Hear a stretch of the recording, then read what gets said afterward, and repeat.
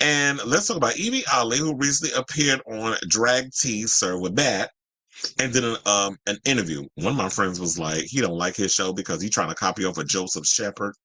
Another show that I like, by the way, but I'm not going there. I do like Joseph too. Shout out to him. I'm like, look, there's enough space for everybody out here. I do my drag race stuff, but I do it in my own way. Like before, first of all, when it was like 5 of us out here, not even, I can count on one hand how many of us out here was really out here interviewing these drag race girls. And my thing was, it wasn't a thing I wanted to do. I love drag. I love the culture. I love all this other stuff, but I have my own way of doing the drag race tea. And I realized the best way to talk about drag race is not to do what other people are doing. It's basically just whenever this drag race stories come out, we talk about it. I give my opinion and people talk back or whatever. So I like the drama of the drag race, and that's what I stick with. The interview stuff, there's other people that love to do that, and it's cute or whatever, but I've been there, done that, wore the t-shirt, and that was back when it was the logo days. So I moved on. I was out interviewing these queens. So the first ever non-elimination scene of All Stars contained gag after gag, lip sync after lip sync, and stunning runway after stunning runway before ending with Jinx Monsoon being crowned queen of all queens in 2022. Because remember, Yvie Ali, it was the all winner season of All Stars 7. Now we're into All Stars 9. How time flies. But anyway, so despite the warm reception by fans, it appears that not every cast member of the 8-queen strong gathering was happy with the edit that made it to air. Because we did hear there was a lot of stuff that was going on. A lot of people didn't like the edits. We heard stuff about Raja going in on Michelle Visage during one of the judging situations. And then there's been stories that's come out about that. Then we also heard that there's a reunion special with because I don't think we got a reunion from that season. In fact, I remember off the top of my head. And then I believe that they all wound up doing a reunion special on their own, which was moderated by Bob the Drag Queen. And so Evie Ali appeared on the show on Drag Tea Interviews with Matt and opened up about it and revealed that a reunion for All Star 7 was filmed so they could air their grievances. And Evie said new Doctor Who star Jinx agreed with the complaints because what they were saying was that they felt there was a bit of rigor mortis. Shout out to Alyssa Edwards, who started that. A little rigor mortis going on with the show, and they felt that the show was staged for Jinx to win, rather it being this real interesting show. And sidebar, shout out to Detox and Naomi Smalls, who said they would do an all-star season, and I would love to see them on that.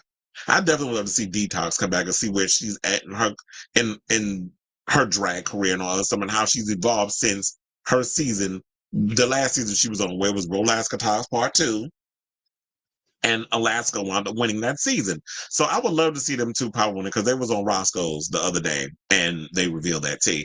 But anyway, I do have the clip of Yvie on that episode of Drag Tea with Matt. And here's what she said. Please hold. When Bob the Drag Queen dies, the FBI will hack her computer and they will post the unaired All Stars 7 reunion where, for the most part, all of the girls just aired their grievances about how the competition felt rigged around. And then we get affirmations from the one person that it would have mattered from. And none of that will ever matter because it doesn't exist. Until Bob dies. Yeah, so there were rumors that Bob I think it was Sarah, I think it was confirmed by Monet maybe, but it was that Bob was like the host of it. So was it like an in-person thing, like a proper filmed thing, or was it just like you did it on your own? Like we just did it on our own because, you know, who would have guessed this, but a bunch of winners secretly had more things to say about the season than was ever shown. When Bob the Drag Queen died. Okay, so there you have it. And I have to say, I really would love to see that episode. And I remember they revealed that that's what was going to happen. I really wish they would have said nothing, that they would just pull like a Beyonce and just did like a surprise drop of the episode, and then everybody would have gagged, and so would a World of Wonder. But then again, if they would have did that, and then we could have just watched it and it would have went viral, it would have blew up. But then again, if we would have did that, then World of Wonder probably would have did a suation of the situation. Or would they be able to? I don't know what the legalities of that, but I feel like at the end of the day, people should be allowed to air their grievances on a show that they were a part of. And that's one of the things I will say for me, because I can't speak to everybody else, but for me, what I love about Drag Race is a lot of the backstage, behind the scenes tea that a lot of the queens spill in regards to their experiences on these shows. So that's why I love watching Roscoe's and Naysha Lopez being shady and saying her little behind, stuff from her experience of being on the show and saying certain things that the other queens can't say. So I do love that. And people call her bitter or whatever. No, I'm like, that's good grist for the mill. Are y'all dumb? Like, first of all, I like that juicy aspect. You want people to come out and you want to know the backstage tea or how shady them damn producers are or the little stunts and shows a lot of people try to pull towards people who they feel are their faves versus people who are not giving the producers what they want. So I like that, the messy part, or the queens that's not afraid to come out and say what needs to be said in regards to that stuff. So I don't know why people take issue with that. So I love that Yvie Ollie was on there airing her grievances. It's funny because that same day when I watched that episode,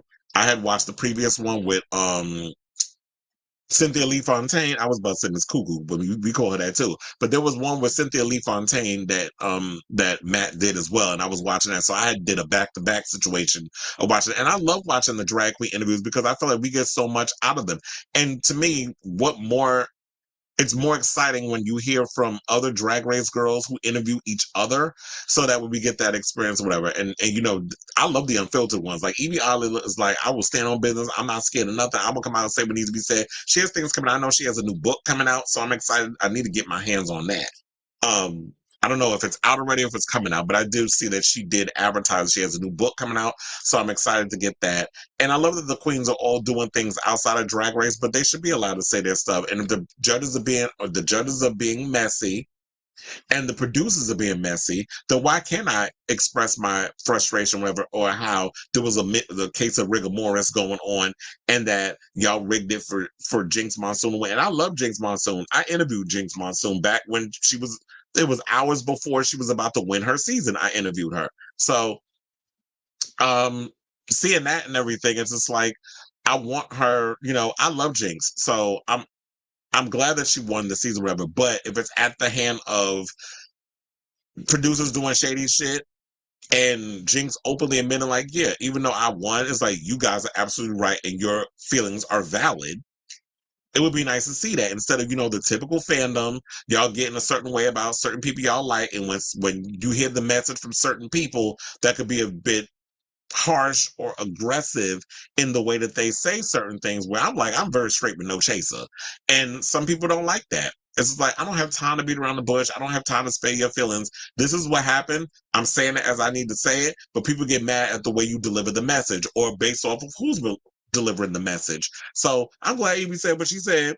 I really do hope one of these days that we'll get the video. And if I ever run into Bob the Drag Queen again, because I interviewed her too back in the day, on my old chrisavalon.com site, and I'm so bad because I didn't keep up with it that the interview was gone, because it was like a written interview. It wasn't like a in-person interview. So I sent her the questions and she sent back the answers, and this was back, I believe, during her season of Drag Race. So I'm so mad that interview was gone. And I met Bob a few times. I met her also at the Kahana Montrese music video set when I was in that video. So back when I was in LA, Bob was there. So if the opportunity presents itself and Bob and I run into each other again, I'm gonna ask her. I'm like, Chad, what's the tea on that all winter season situation? I won't tell her that you told me some stuff, but what's the tea? But anyway, so I say all this to say, I love you for saying this, Yvie. There's no qualms about what you said. And let me know what you guys think of this story down below. Have y'all seen that episode? Because I was like, yeah, that episode was actually pretty good. So definitely check out Drag Tea Interviews with Matt on his YouTube channel. And check out that the interview with the season 11 winner.